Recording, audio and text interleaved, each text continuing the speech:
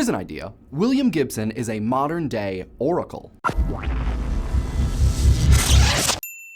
If you've never read a William Gibson novel, first, what? Really? Are you sure you're watching the right channel? And second, they're really very good. William Gibson is a sci-fi writer of incredible renown, awesomeness, and, as it turns out, soothability. In Neuromancer, he predicted the internet, and in Burning Chrome, he coined the word cyberspace. In Idoru, he predicted Miku Hatsune, and in Virtual Light, the coming popularity of reality television. But William Gibson is, in essence, just an entertainer. He's not an oracle. I mean, Apollo doesn't speak through him. We don't pick up the newest Gibson novel and think, OMG, I hope he says we're gonna have flying cars next year because having a flying car would be so sweet. Come to think of it, we don't really treat anybody like that anymore, as a kind of Ernest to Gerd fortune teller. Sure, we still read horoscopes, but we've kind of moved past fearing the end times or wanting predictions for the coming harvest. The vague superstition we all sometimes engage in is a kind of cultural residue from the time when we were all really interested in casting bones and omens and stuff. Back in those days, the world was incredibly difficult to understand. There was no Google to answer questions like, why does it rain? Why is the sky blue? Or how does Zac Efron get his hair to look like that? And so the oracle provided a kind of utility. Even if they said you were gonna have a bad time, at least you knew it was coming, which actually happened kind of a lot. The oracle at Delphi, said to have direct communication with Apollo, let the Athenians know that they were going to be torn limb from limb by the Spartans, and that later, Nero's time as emperor of Rome was short at best. Nostradamus, who was essentially a 16th century French-Italian inverse of Tony Robbins with a penchant for plagiarism, predicted plagues, floods, apocalyptic earthquakes, and even the coming of the Antichrist. And of course, the Mayans. Their story's a little complicated, so we're gonna save them for another day. So in their place, please enjoy this picture of John Cusack.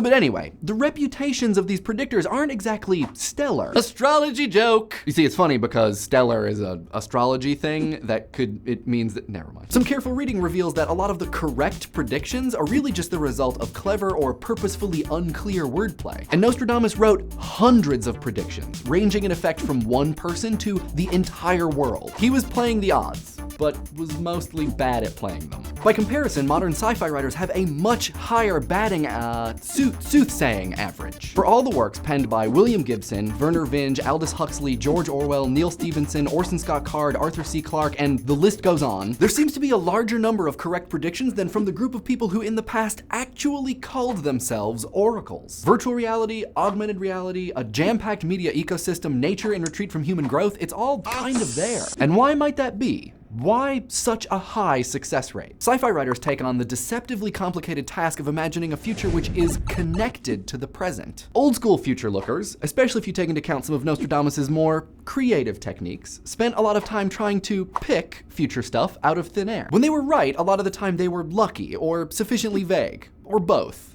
Kind of like fortune cookies. They were, in essence, starting at the present and imagining a future without consideration for the intervening space, from point A to point C. William Gibson, as a matter of comparison, has a particularly good knack for imagining a near future and then building a far future based on it, from point A to point C by way of B. Which is not only why his books are great and interesting, but why he's someone we should probably listen to. He sort of predicted Sopa in Acta 2.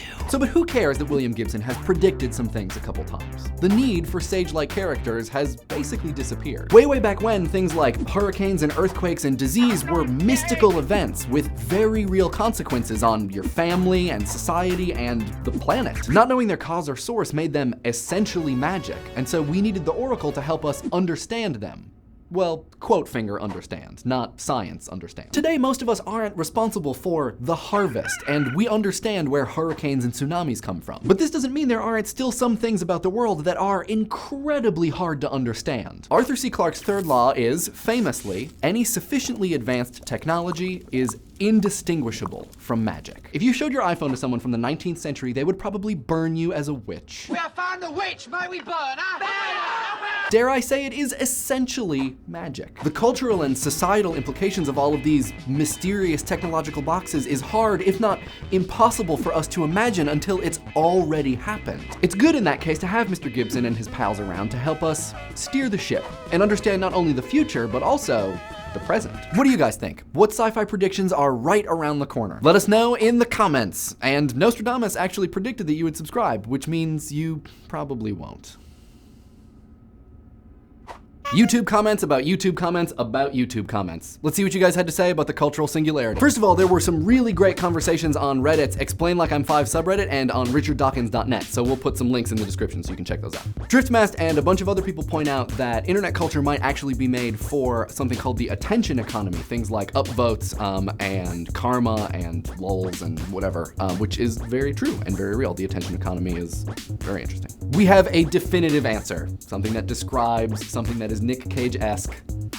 It's Cajun. James Carvell would approve. Sky Swordsman points out that one of the integral parts of the cultural singularity is the speed at which all of this stuff can be produced, which is very important, especially if you're making the comparison to movies, which take forever. Insert reference to insertion of witty response. Jadraptor makes a really interesting comparison between the cultural singularity and bacteria culture. He breaks the metaphor a little bit, but we forgive him, it's really interesting. Datsweeper makes a point about something called the meme half-life, which is the amount of time that a piece of internet culture stays popular and how that could lead to the homogenization of overall internet culture. I promise you, king among nerds, I will be fine. Going bald is awesome.